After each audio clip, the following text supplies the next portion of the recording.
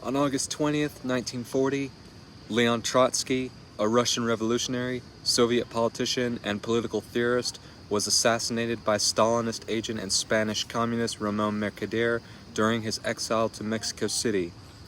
Trotsky died from his wounds one day later. 60 years ago, on August 20th, 1965, Jonathan Daniels, a white Episcopal seminarian and civil rights activist, was shot and killed by Tom Coleman, a highway worker and part-time deputy sheriff in Hayneville, Alabama, while in the act of shielding 17-year-old Ruby Sales from a racist attack.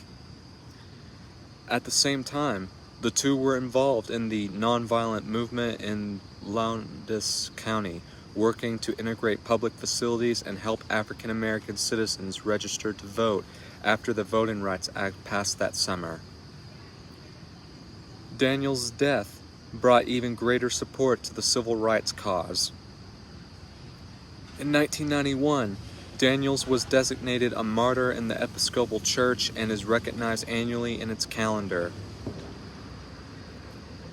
And on August 20th to 21st, 1968, four Warsaw nations, the Soviet Union, the Polish People's Republic, the People's Republic of Bulgaria, and the Hungarian People's Republic, invaded the Czechoslovak Socialist Republic. Their intervention halted Alexander Dubček's Prague Spring reforms and reinforced the hardline faction of the Czechoslovak Communist Party. Roughly 250,000 troops took part in the initial assault, later increasing to about 500,000, supported by thousands of tanks and hundreds of aircraft, in a mission codenamed Operation Danube. The Socialist Republic of Romania and the People's Republic of Albania declined to join, while East German forces were deliberately kept from crossing the border, as Moscow feared stronger resistance if German troops appeared, given memories of the earlier Nazi occupation.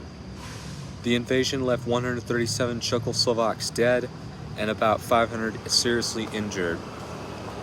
The international response was widespread and divided. While most Warsaw Pact states and several communist parties abroad supported the action, Western nations, along with socialist countries such as Romania and especially China and Albania, strongly condemned it. Many communist parties worldwide fractured, denounced the Soviet Union, or lost influence because of disagreements over the invasion. These events ultimately contributed to growing international pressure that pushed Soviet leader Leonid Brezhnev toward détente, culminating in his engagement with United States President Richard Nixon in 1972, shortly after Nixon's landmark visit to China. Well, that's all I have for today. Those who are from Alabama, never forget Jonathan Daniels. Even though he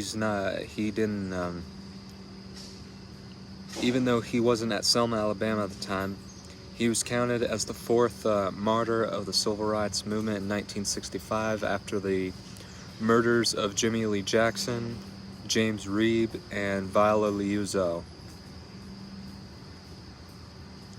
If you like what you hear, leave a comment down below and subscribe.